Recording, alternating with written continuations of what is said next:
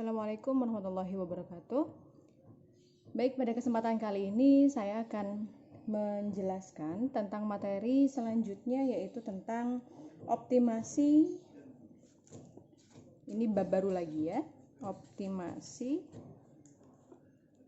Kemudian ini adalah variasi khusus dari analisis equilibrium.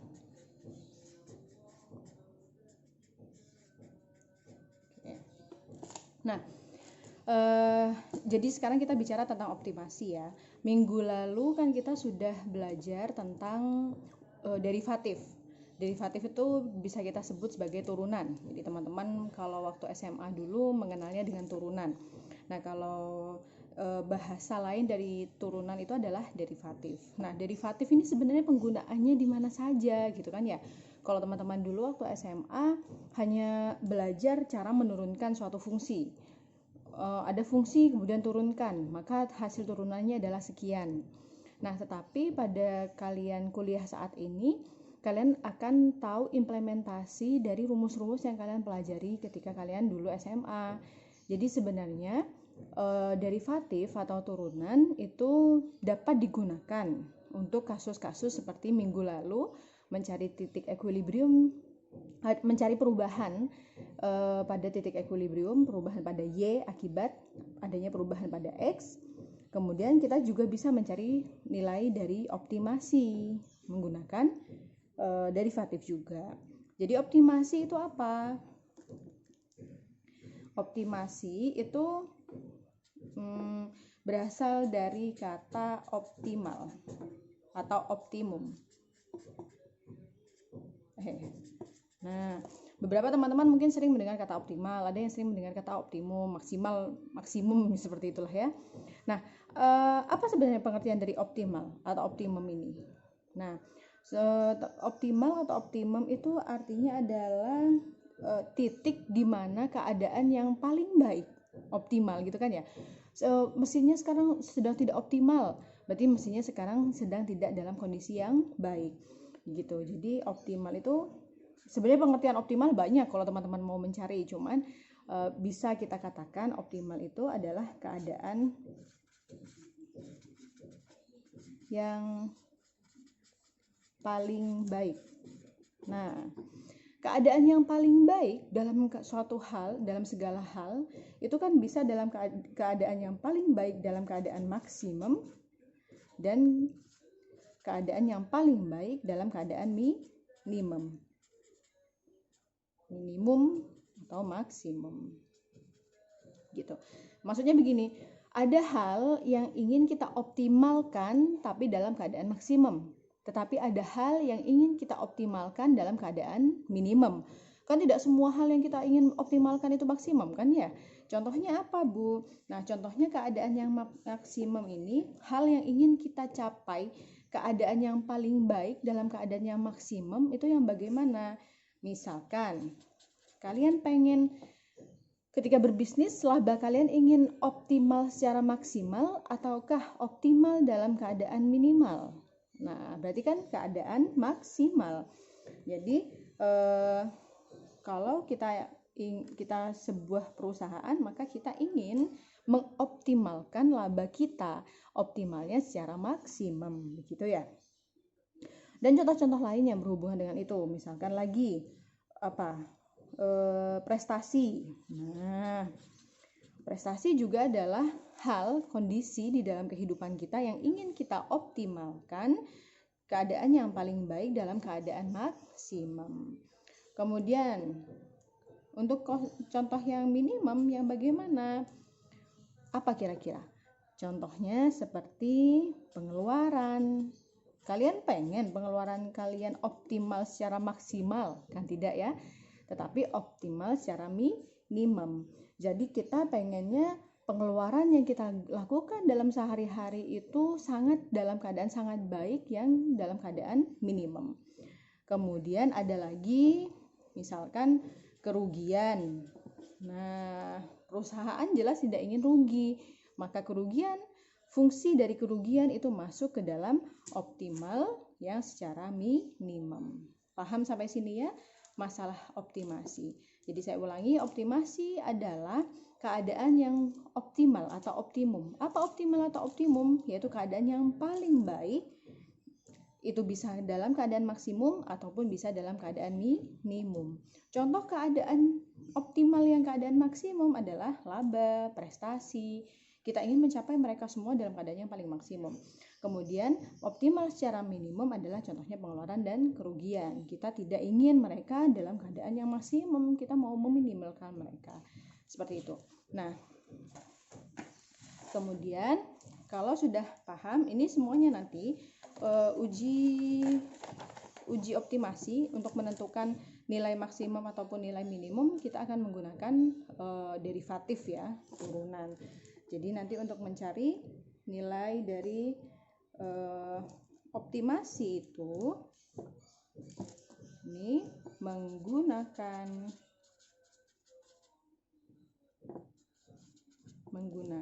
derivatif begitu. Oke, sekarang mungkin ada teman-teman yang masih sedikit bingung tentang turunan. Sudah lupa Bu, saya waktu SMA dulu. Atau mungkin ada yang belum mendapatkan materi tentang turunan. Kita belajar tentang materi turunan yang paling sederhana. Pertama adalah materi turunan tentang konstanta. Konstanta itu apa? Angka yang berdiri sendiri. Angka yang berdiri sendiri tanpa variabel. Gitu. Contohnya bagaimana? Contohnya misalkan kita punya fungsi x yaitu 3 atau fx itu bisa kita tulis y kan ya, 3. Ada yang tanya, Bu, f itu apa? Fungsi. Nah, kemudian y sama dengan 3. Maka kalau kita ingin menurunkan y, turunan itu kan bisa kita tuliskan dengan dy. Diturunkan terhadap apa? Terhadap dx, karena di sini satuannya x. Kalau saya punyanya di sini fz sama dengan 3, kemudian di sini saya menggunakan m sama dengan 3, maka turunannya menjadi dm per dz. Perubahan variabel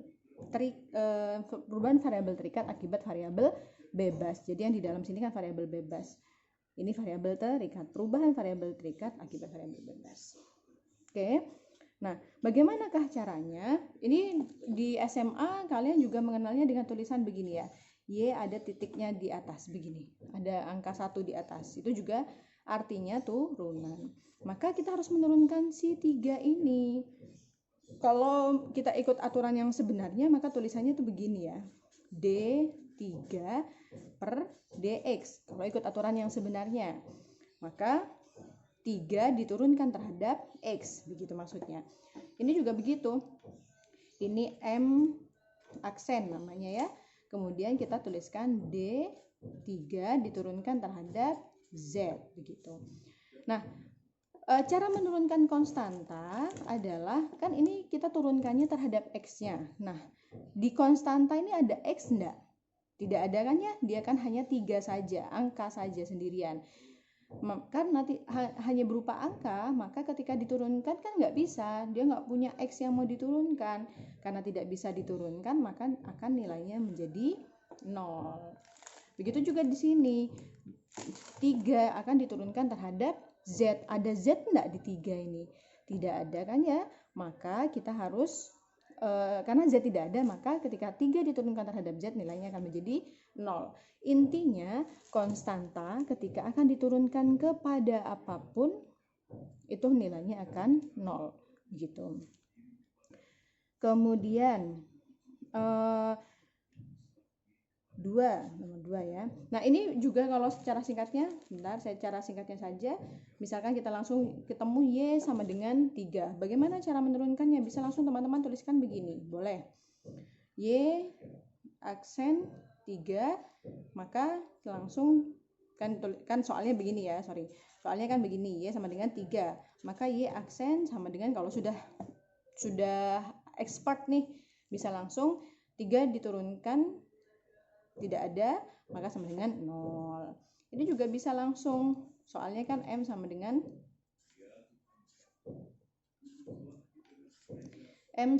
3, maka m aksen berarti 3 diturunkan terhadap apapun variabelnya, maka karena tidak ada maka nilainya 0. Boleh teman-teman tuliskan seperti ini jika teman-teman sudah sangat paham menggunakan fungsi turunan.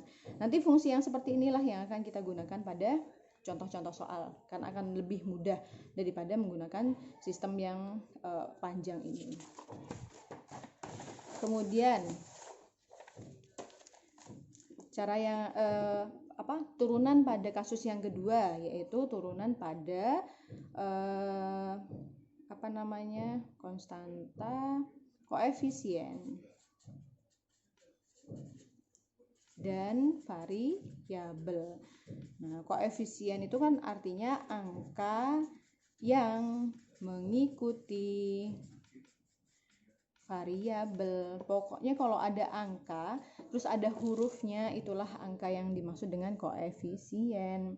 Contoh, misalkan teman-teman memiliki nilai dari fx sama dengan 9x, atau misalkan y sama dengan 9x. Bagaimanakah cara menurunkannya?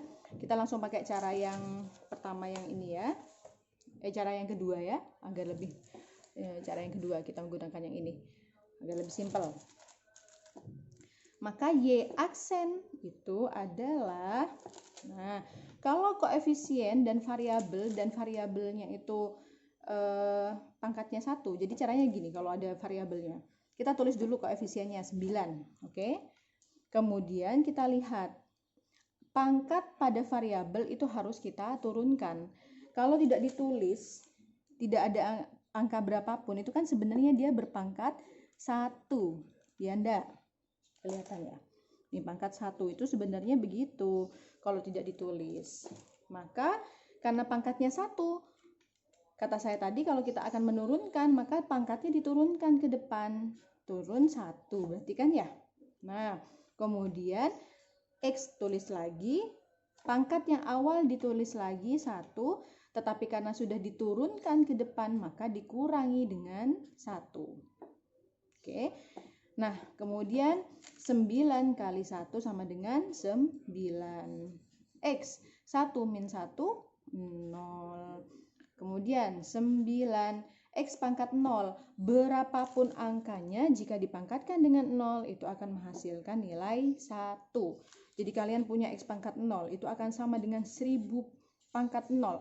Akan sama dengan Z pangkat 0. Akan sama dengan 9 pangkat 8 pangkat 0. Dan angka berapapun lah ya, intinya nilainya hanya akan bernilai 1.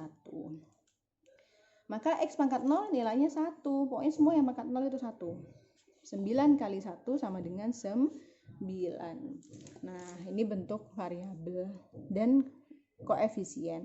Gampangannya teman-teman, biar nggak usah ngitung panjang seperti ini, ketika teman-teman punya koefisien dan variabelnya dia berpangkat 1, tidak ada tulisannya angka berapapun, itu nilainya berarti 1, langsung teman-teman bisa menembaknya bahwa turunan dari 9x itu adalah si nilai koefisien itu. Nah, ini cara yang sudah expert ya. Ketika kita punya soal Y sama dengan 9x, maka Y turunannya adalah langsung tembak, langsung angka yang ada di depan ini yaitu nilai 9. Begitu. Itu cara cepatnya. Tapi kalau teman-teman masih belajar, Bu, kita gunakan cara yang lebih panjang karena kita masih belajar, juga silahkan. Begitu. Nah, kasusnya sekarang kalau lebih dari 1 pangkatnya bagaimana? Masih kasus nomor 2 ya. Contoh. Misalkan kita punya Y sama dengan 24 X pangkat 5. Langsung nih.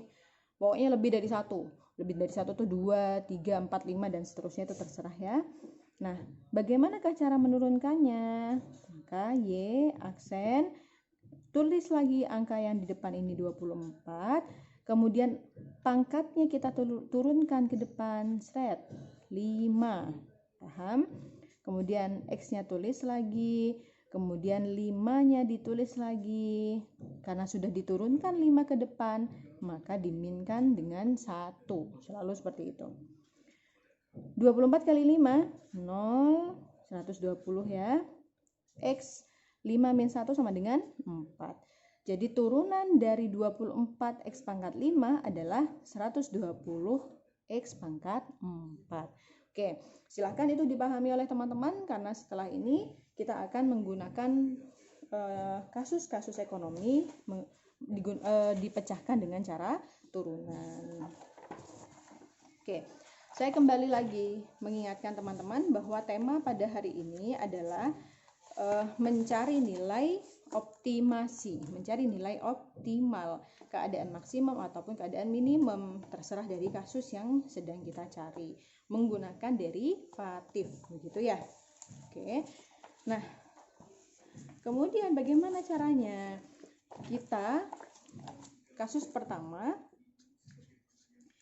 ada namanya uji derivatif pertama.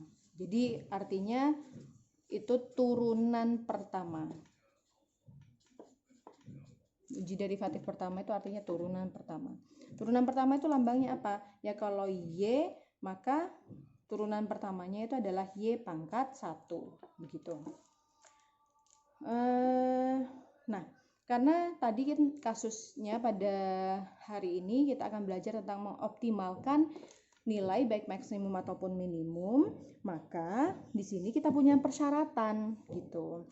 Pada kasus uji derivatif pertama, syarat suatu fungsi nanti kita putuskan dia maksimum kah atau dia minimum kah, itu saya singkat seperti ini ya, maksimum dan minimum, jika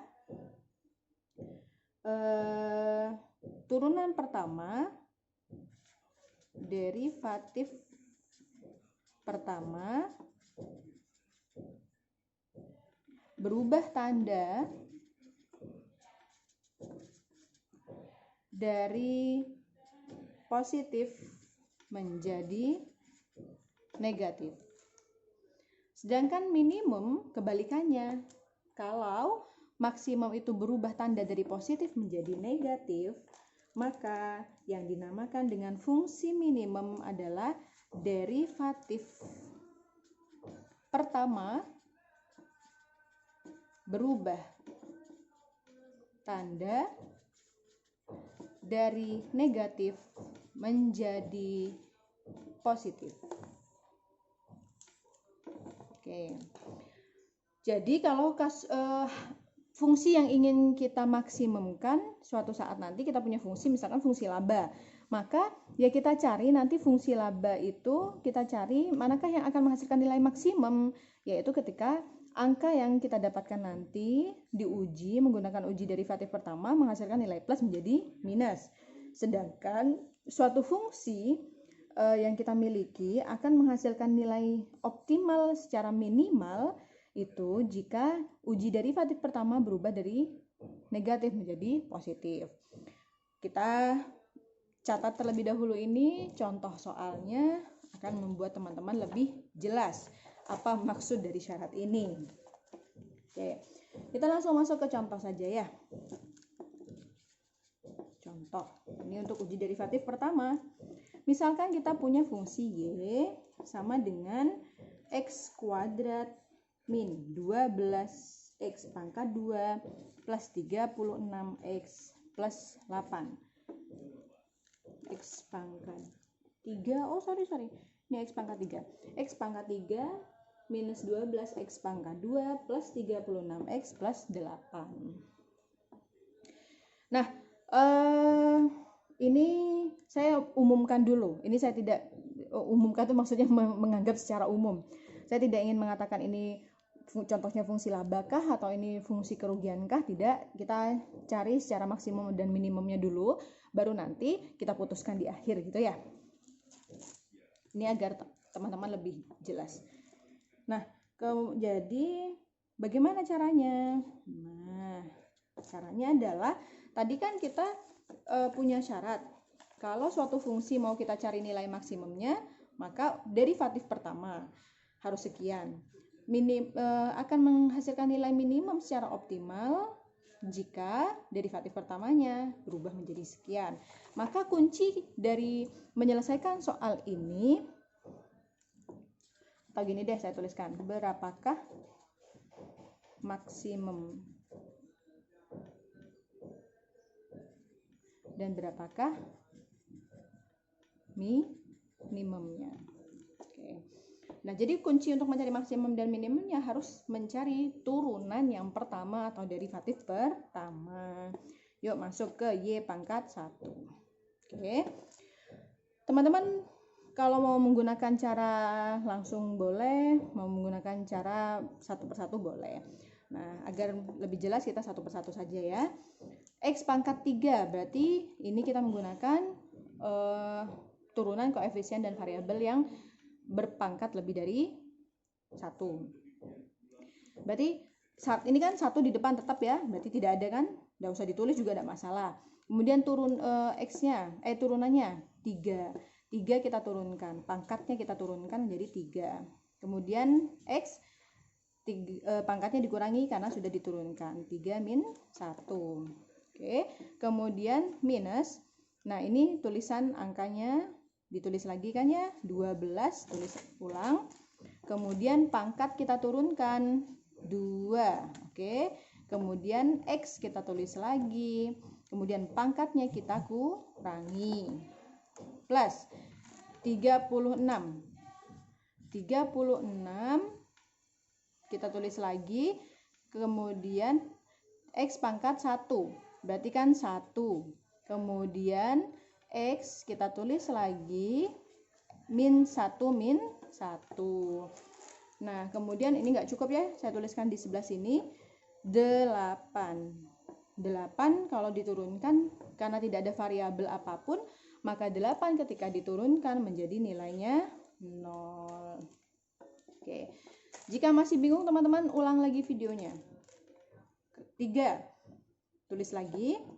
Kemudian X 3 min 1 sama dengan 2. Minus 12 kali 2, 24. X pangkat 2 min 1, 1. Nggak usah ditulis nggak apa-apa, biar nggak bingung, teman-teman juga tulis nggak apa-apa. Plus 36 kali 1 sama dengan 36. X pangkat 1 min 1 sama dengan 0. Dipluskan dengan 0. Ini biar jelas ya, saya tulis semua. Kemudian nah ini kita hanya ingin ini loh, saya ingin menyederhanakan bentuk-bentuk yang seperti ini. 3x pangkat 2 minus 24x pangkat 1 nggak usah ditulis. 36 x pangkat 0 sama dengan 1. 0 nggak usah ditulis lagi. Ini saya lebih menyederhanakan lagi. 24x plus 36 begitu ya. Oke. Jadi bagi yang Bu saya sudah tahu caranya Bu, tidak usah terlalu panjang, bisa langsung akhir, silahkan. Ini hanya untuk teman-teman yang kira-kira masih satu persatu cara berjalannya.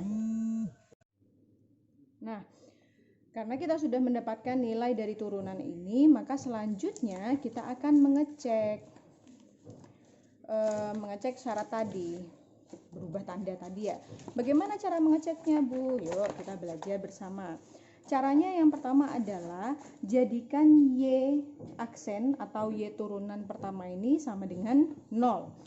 Berarti fungsi yang kita dapatkan tadi ini akan kita sama dengankan 0. Begitu.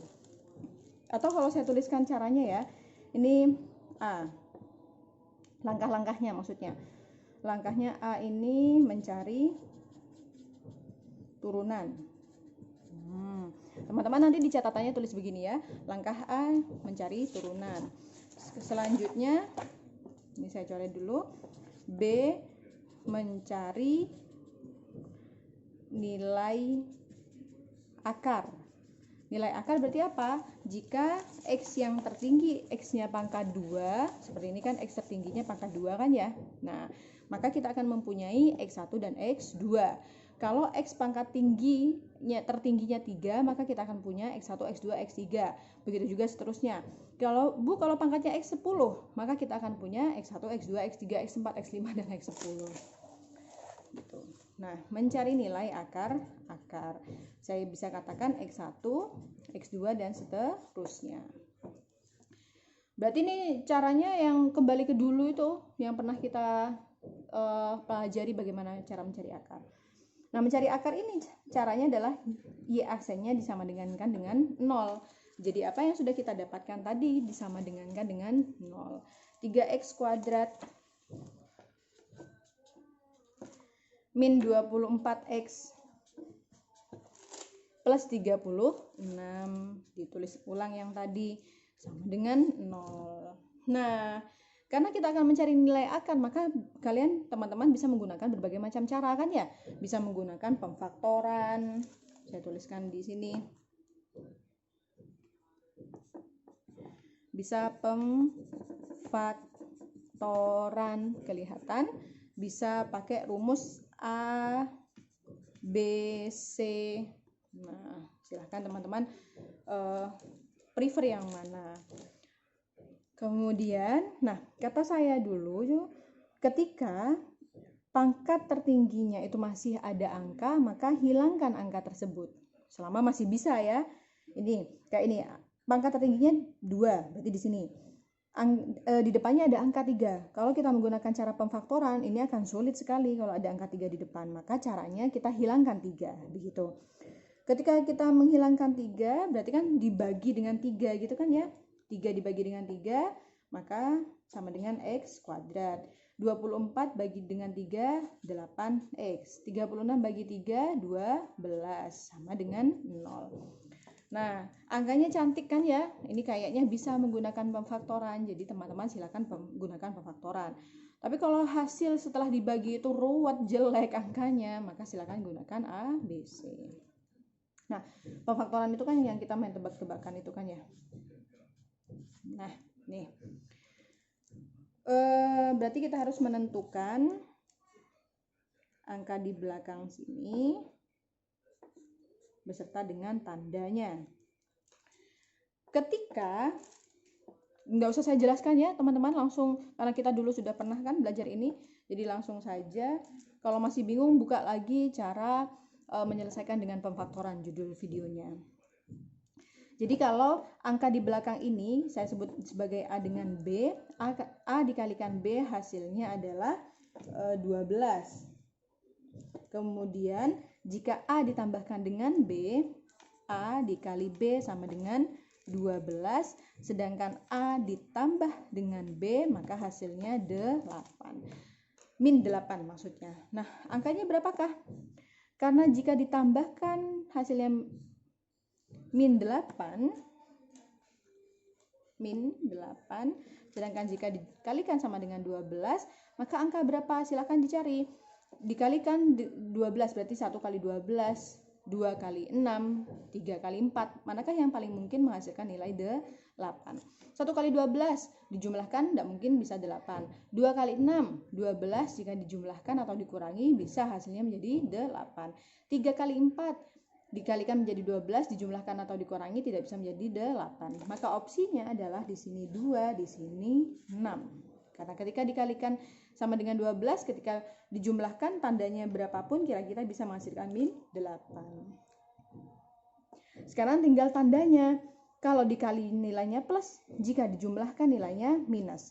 Maka kalau dikali nilainya plus kan minus kali minus dan plus kali plus. Tetapi kalau dijumlahkan hasilnya minus. Dengan 2 dan 6 maka yang paling mungkin adalah minus dan minus. Minus 2 kali minus 6 sama dengan plus 12. Minus 2 ditambah minus 6 sama dengan minus 8. Cocok ya? Kemudian di sini X, di sini X. Oke. Berarti kita akan mempunyai nilai X min 2 sama dengan 0 dan X min 6 sama dengan 0. Hasilnya adalah ini pindah ruas kan ya? Min pindah ruas menjadi plus, kemudian ini pindah ruas, min pindah ruas menjadi plus. Maka kita akan memiliki X1-nya 2 dan X2-nya sama dengan 6 begitu. Nah, Kemudian langkah selanjutnya adalah memasukkan si nilai-nilai tadi ke dalam uji derivatif. Nah, sekarang langkah yang selanjutnya C, cek tanda. Cek tanda X1 dan X2 pada fungsi derivatif. Jadi masukkan X1 dan X2 terhadap fungsi derivatif, begitu. Fungsi derivatifnya kan tadi Y aksen sama dengan 3 berapa nih? 3x kuadrat. Cari yang derivatifnya ya. 3x kuadrat min 24x plus 36. Yuk, kita tadi punya X1 adalah 2. Maka cek dulu untuk X1. X1 sama dengan 2. Kan ya?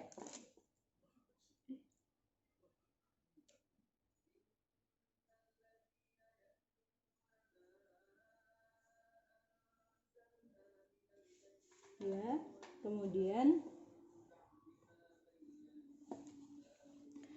2. Nah, jadi cara mengeceknya gini. Kita ambil nilai kiri 2 dan nilai dari kanan 2. Misalkan kita kan punya garis ya. Ini variabel ini garis Cartesius X. Kemudian kita punya nilainya 2. Maka sebelum dari 2 sebelah kiri itu kan bisa nilainya 1, bisa nilainya 0, bisa nilainya min 1 dan seterusnya. Sedangkan sebelah kanannya 2 itu adalah 3, bisa 4 dan seterusnya. Jadi yang akan kita cek nanti perubahan tanda dari sebelah kirinya X1 ke sebelah kanannya X1 ini berubah tanda ke plus kah atau plus ke minus kah atau minus ke plus kah. Oke. Misalkan sebelah kiri. Kita terserah teman-teman mau pakai 1 boleh, 0 boleh, min 1 boleh. Misalkan saya menggunakan 1. Kiri sama dengan X sama dengan 1. Maka kita masukkan 1 itu ke sini. Y aksen akan mendapatkan nilai 3. Semua X yang ada di fungsi pada Y aksen diganti dengan 1. Jangan bingung ya. 1 kuadrat, Bu, dapat 1 dari mana? Semua X diganti dengan 1, karena sekarang kita sedang ingin mengecek nilai X sama dengan 1. Minus 24, 1 plus 36. 1 pangkat 2 tetap 1 kan ya? Berarti saya pelan-pelan satu persatu, karena kalau cepat-cepatan ada teman-teman yang mungkin akan tidak paham. 24 kali 1 tetap 24 plus 36. Maka 3 kali 1 kan 3. Kemudian min 24 plus 36. Nah, yuk kita hitung. 24 3 minus 24 plus 36 sama dengan 15. Oke. Kemudian kanan, cek lagi. Kanannya dari 2 itu berapa? Sini, bisa 3, bisa 4 dan seterusnya. Saya gunakan yang 3. Maka Y, kurang ke bawah ya. Maka Y sama dengan 3. Semua X di sini diganti dengan 3. Maka 3 pangkat 2 min 24 kali 3 plus 36. 3 pangkat 2, 9. Berarti 3 kali 9 min 24 kali 3, 12, 70. 6, 7 ya. Benar ya. Kemudian plus 36. Nah, 3 kali 9, 27 kan ya. Ini kan nggak cukup, saya langsung ya. 27 minus 72 plus 36 sama dengan min 9. Nah, lihat teman-teman, dari kiri, misalkan ke kirinya 2, ini nilainya kan plus. Maka ini yang dimaksud dengan nilai plus. Kemudian kanannya dari 2 adalah nilainya minus.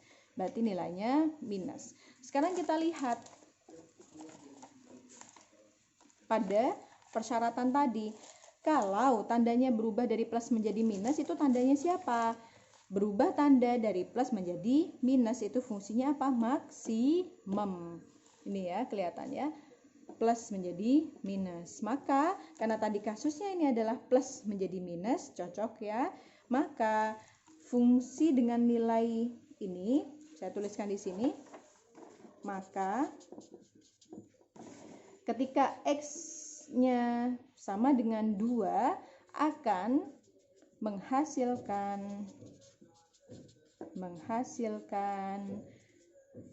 nilai yang maksimum. Begitu.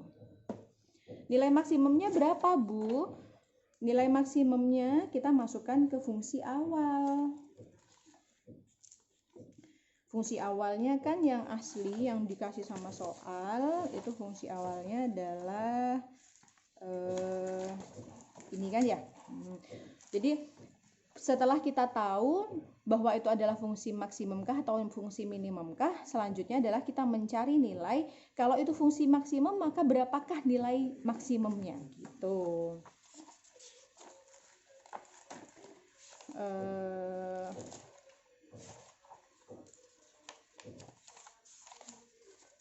Ya. Oke. Masukkan nilai maksimum. Langkah yang ketiga, cari nilai maksimumnya pada fungsi awal. Fungsi awal itu yang Y. Nah, Y-nya berapa? Fungsi awal yang dikasih sama soal. X pangkat 3. Bukan yang sudah diturunkan ya, yang awal ya. X pangkat 3 minus 12X pangkat 2 plus 36X plus 8. Betul ya? Nah, karena sekarang kita akan mencari nilai untuk X sama dengan 2, maka X sama dengan 2. Seret, Y-nya sama dengan semua X diganti dengan 2. 2 pangkat 3 minus 12 2 pangkat 2 plus 36 kalikan 2 plus 8. 2 pangkat 3 berarti 2 kali 2 kali 2. 2 kali 2 4, 4 kali 2 8. 2 pangkat 2 4 berarti 12 kalikan 4. 36 kali 2 72 plus 8. 8 min 40. 8 plus 72 plus 8. Hasilnya adalah, kita hitung, 8 minus 48 plus 72 plus 8 sama dengan 40. Oke. Jadi artinya, nih karena teman-teman pintar menghitung, tapi kalau suruh interpretasi jadi bingung, saya jadi tuliskan secara lengkap ya. Jadi dengan X sama dengan 2 akan menghasilkan fungsi maksimum dengan nilai sebesar Y sama dengan berapa tadi? 40. Nah, gitu. Masuk yang berarti satunya apa, Bu? Kan tadi kita punya 2 akar. Akarnya 2 dengan akar 6. Satunya maksimum. Nah, kita cek yang ini minimum, kemungkinan minimum ya, tapi kita cek saja. Sekarang selanjutnya A lagi saja ya. Cek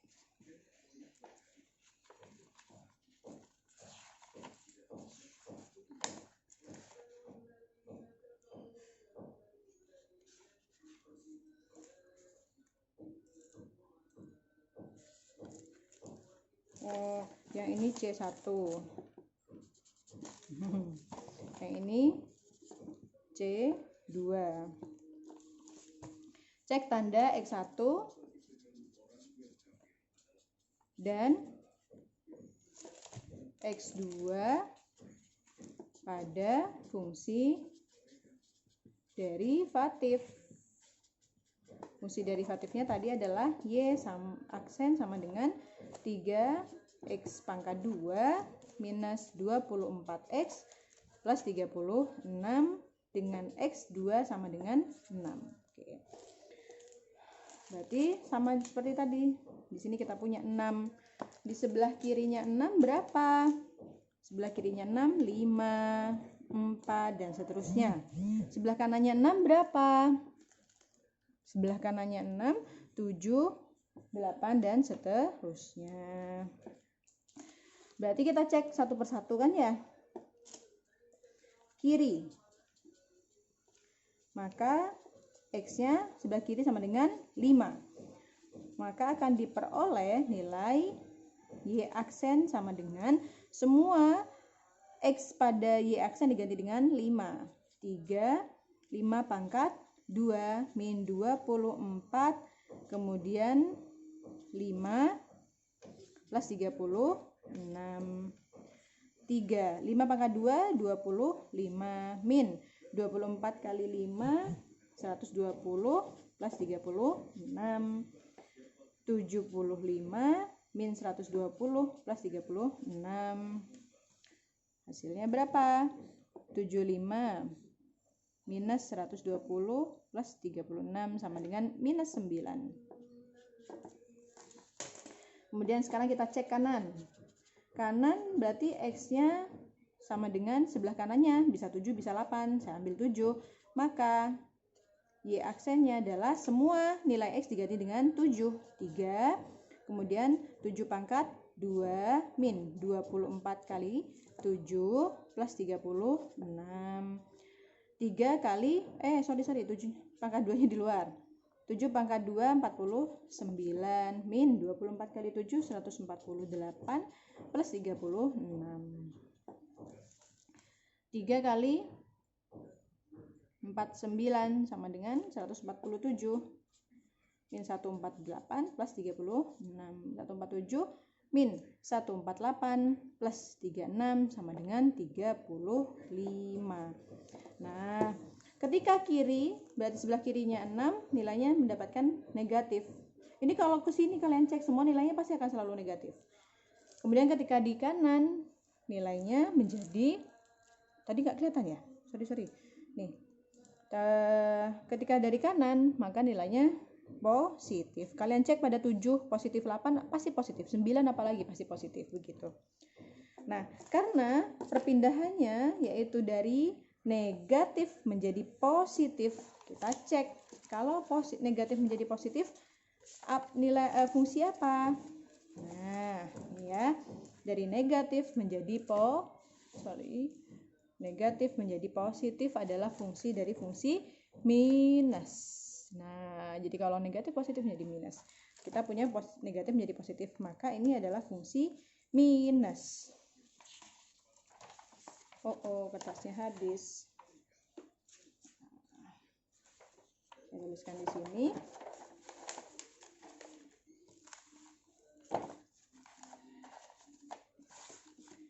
Karena dari negatif menjadi positif, karena pada X2 sama dengan 6, tanda berubah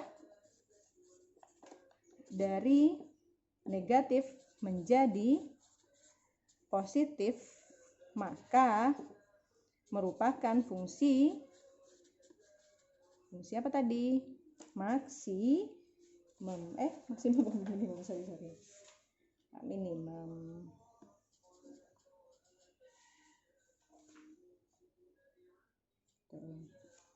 Oke.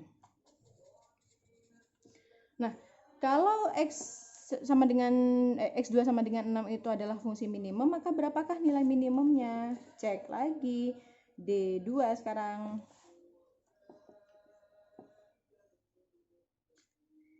Atau biar nggak terlalu saya letakkan di sini aja.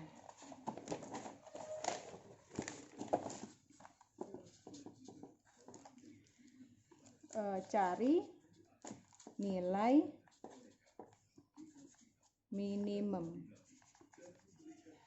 pada fungsi awal. yaitu nilai Y. Maka berapa untuk yang sekarang ya, X sama dengan 6. Y awalnya tadi adalah X pangkat 3 minus 12X pangkat 2 plus 36X plus 8. Maka semua X diganti dengan 6. 6 pangkat 3 minus 12 6 pangkat 2 plus 36 kali 6 plus 8. 6 pangkat 3 6 pangkat 3 sama dengan 216. 12 6 kali 6 pangkat 2 36. 6 kali 6 6 3 18 21 216 plus 8. 216 minus 12 kali 36 432 plus 216 plus 8. Yuk semuanya dihitung. 216 kemudian minus 432 plus 216 plus 8 sama dengan 8.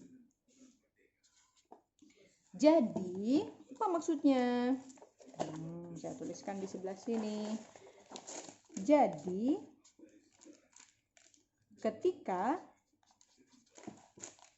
X-nya sama dengan 6, maka akan didapat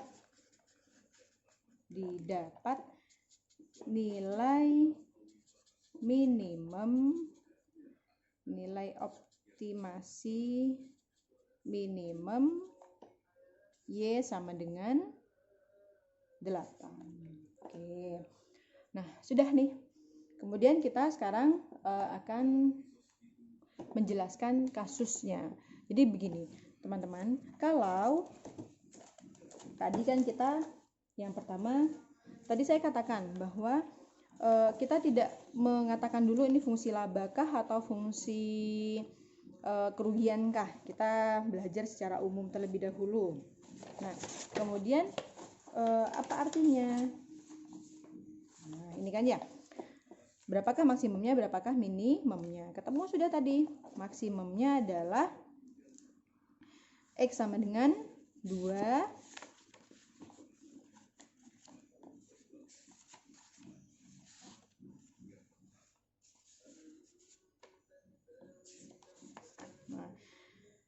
maksimumnya adalah X sama dengan 2 dengan nilai Y sama dengan 40. Sedangkan minimumnya adalah X sama dengan 6 dengan Y sama dengan 8. Nah, kemudian berarti bagaimana? Jadi gini, kalau misalkan ini adalah sebuah fungsi laba.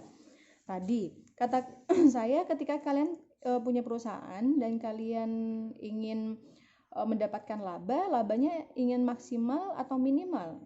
Pasti ingin maksimal. Jadi, kalau ini adalah kasus laba, maka carilah nilai maksimal, gitu. Berarti nilai maksimalnya berapa? Nilai maksimalnya tadi yang ini, gitu kan ya. Misalkan nih, X sama dengan jumlah baju yang diproduksi. Dan Y adalah laba. Nah, berarti kita akan mendapatkan laba secara maksimal yaitu senilai 40, misalkan ini adalah 40 rupiah atau 40 juta. Nah, 40 juta rupiah. Kita akan mendapatkan laba sebesar 40 juta rupiah kalau baju yang kita produksi sebanyak 2 buah atau 2 pasang, terserah bahasanya kalian, gitu ya. Nah, justru kita akan mendapatkan hasil yang minimal ketika kita menghasilkan baju, X-nya adalah jumlah baju, kemudian Y-nya adalah laba. Labanya di sini Rp 8 juta, di sini adalah 6 buah. Nah, ini teman-teman, jadi bisa teman-teman lihat. Ketika kita akan mendapatkan laba yang tinggi sebesar 40 juta, ini kan 40 juta dibandingkan dengan 8 jelas ya lebih tinggi 40 juta.